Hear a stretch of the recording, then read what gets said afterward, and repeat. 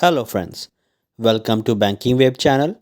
यहाँ आपको मिलती है बैंकिंग में होने वाली डेवलपमेंट की सारी खबरें। फ्रेंड्स, बहुत दिनों बाद एक बहुत अच्छी खबर आई है 5 डेज़ बैंकिंग के ऊपर।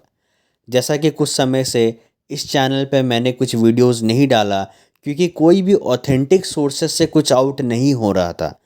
पर आज बहुत दिनों बाद ऑथेंटिक सोर्सेस से 5 डेज़ बैंकिंग के ऊपर अच्छी अपडेट आई है। और इस वीडियो पे मैं आपको 3 ऐसे सर्कुलर्स दिखाऊंगा जिससे 5 डे बैंकिंग की ओवरऑल पिक्चर क्लियर होगी। फ्रेंड्स, ये सबसे रिसेंट सर्कुलर है जो यूएफबीयू का आया है 4 दिसंबर 2024 को। इसमें कुछ पॉइंट्स है, पर फ्रेंड्स इसको समझने के पहले हमें दो और सर्कुलर्स देखने होंगे, जिसके बाद हमें पता चलेगा कि क्यों ये सर्कुलर यूएफबीयू ने आउट किया है। अभी आप देख रहे हो all India bank officer confederation का 13 नवंबर 2024 का सर्कुलर, यानी कि आज से लगभग एक महीना पहले इन्होंने ये लेटर लिखा था यूएफबीयू के सारे कॉन्स्टिट्यूएंट्स को।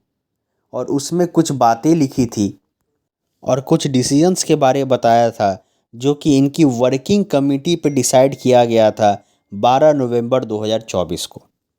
इसमें आप क्लियरली देख सकते हो कि इनकी वर्किंग कमेटी पे ये बात हुई कि यूएफबीयू के कंस्टिट्यूएंट्स ने जो भी मिनिस्टर से बात किया या यूएफबीयू से बात किया, उसके बाद भी कई ऐसे मुद्दे हैं जिस पे कोई भी पॉजिटिव आउटकम नहीं हो पा रहा है। और इनका मानना है कि अगर इस पे अभी कुछ नहीं किया गया और फर्दर डिले किया गया तो जितने भी मेंबर्स का मोराल है वो काफ़ी डाउन होगा। तो एआईबीओसी ने कुछ मुद्दों को ऊपर उठाया था, जिसमें सबसे पहला मुद्दा था urgent need for recruitment of regular employees in public sector banks. जैसा कि हम सब जानते हैं कि बहुत शॉर्टेज है आज के टाइम में एम्प्लॉयज़ का पब्लिक सेक्टर बैंक्स पे, तो वो नंबर 1 पे प्रायोरिटी रखा गया है। सेकेंड नंबर रखा गया था immediate implementation of 5 day work week in banking industry. जैसा कि हम सब जानते हैं कि जिस टाइम बाइपार्टाइट सेटलमेंट साइन हुआ था, गवर्नमेंट ऑफ इंडिया को आईबीए ने रिकमेंड कर दिया था 5 डे बैंकिंग के लिए।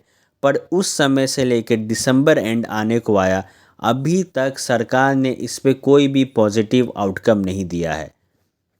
इसके अलावा भी 5 अलग मुद्दे इन्होंने इस लेटर पे लिखा है, जैसे कि scrapping of NPS, unfair level practices etcetera.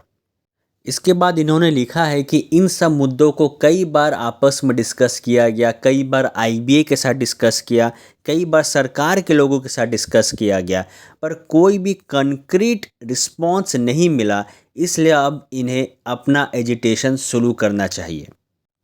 तो इस लेटर के एंड में इन्होंने सारे यूएफबीयू के लोगों को रिक्वेस्ट किया कि सब मिलकर एक मीटिंग करें और एक एजिटेशन का प्रोग्राम आगे बढ़ाए।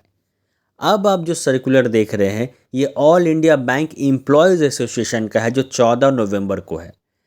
अब जो पहला लेटर था जो एआईबीओसी ने सारे यूएफबीयू को कंस्टिट्यूएंट्स को लिखा था, उसके रिप्लाई में एआईबीए ने इस लेटर को रूपम रॉय, जो कि एआईबीओसी के जनरल सेक्रेटरी है, उन्हें लिखा है। उन्होंने क्लियरली इस पे लिखा है कि हमें आपका लेटर 13 नवंबर 2024 को रिसिप्ट हुआ, जिसमें कि आपकी वर्किंग कमेटी मीटिंग का जो भी एजिटेशन प्रोग्राम आपने डिसाइड किया है उसके बारे में हमें पता चला, जिनके मुद्दे 5 डेज़ बैंकिंग है, रिक्रूटमेंट ऑफ स्टाफ है, increasing instance of attacks on bank staffs है, एनपीएस से ओपीएस में कन्वर्सेशन है। ये सब मुद्दों के बारे एआईबीए को पता चला। और उन्होंने सेकंड पैरा में क्लियरली लिखा है कि we appreciate and agree with your decision since in AIB also we are in the same view. यानी कि एआईबीए भी यही चाहती है कि इन मुद्दों पे एजिटेशन प्रोग्राम शुरू किया जाए।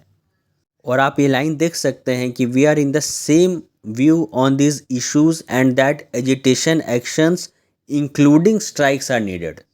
यानी कि स्ट्राइक्स को भी एजिटेशन प्रोग्राम में जल्द से जल्द इन्वॉल्व किया जाए, ऐसा एआईबीए भी सोचती है।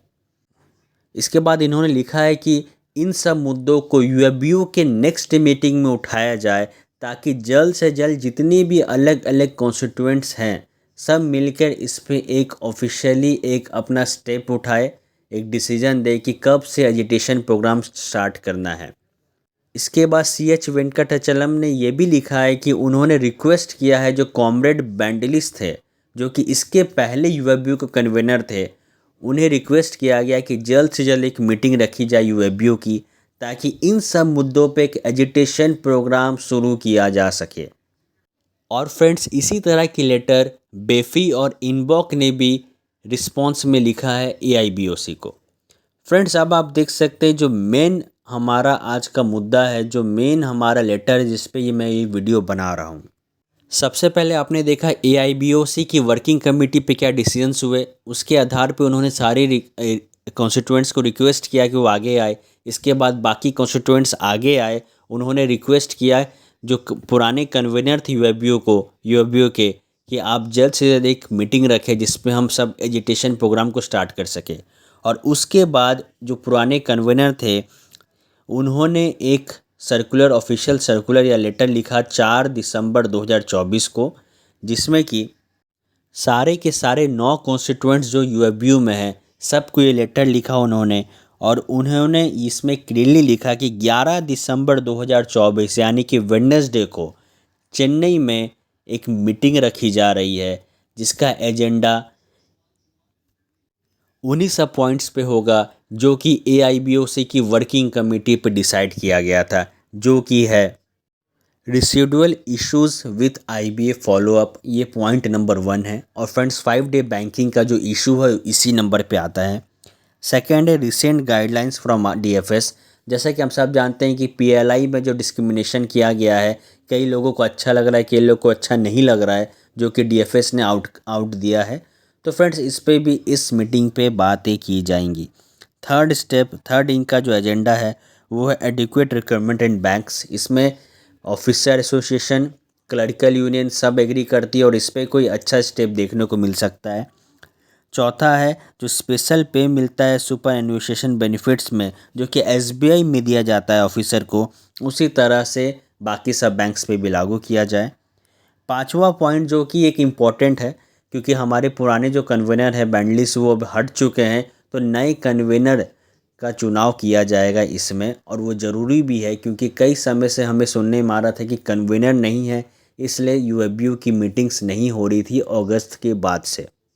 और इन सब मुद्दों के अलावा पॉइंट नंबर 6 में लिखा है कि इन सब मुद्दों के अलावा कोई भी ऐसी मैटर जो कि चेयर चाहेगी उस पर चर्चा होगी। तो फ्रेंड्स, 5 डे बैंकिंग पे तो श्योरली इस मीटिंग पे अच्छी खासी चर्चा होगी, क्योंकि ये एक स्टेप आप देख सकते हैं किस तरह से लेटर्स लिखा गया ऑफिसर एसोसिएशन के द्वारा, बाकी कॉन्स्टिट्यूएंट्स को कैसी रिस्पॉन्स मिली, फिर ये नोटिस आउट हुआ। तो फ्रेंड्स, कहीं ना कहीं हम देख सकते हैं कि एक डिटेल्ड एजेंडा, एक डिटेल एजिटेशन प्रोग्राम आउट होना चाहिए 11 तारीख को, जिसमें कि स्ट्राइक एक्शन ज़रूर होगी और हमें पता चलेगा कि किन दिनों को स्ट्राइक्स किया जा रहा है और 5 डे बैंकिंग पे क्या आउटकम होता है। इस मीटिंग के बाद मैं आपको इस चैनल पे अपडेट देते रहूँगा। तो फ्रेंड्स, अगर आपने अभी तक इस चैनल को सब्सक्राइब नहीं किया तो कर ले, ताकि मैं समय समय पे बैंकिंग में जो भी अपडेट्स आ रहे हैं मैं आप तक पहुँचा सकूँ। Thank you.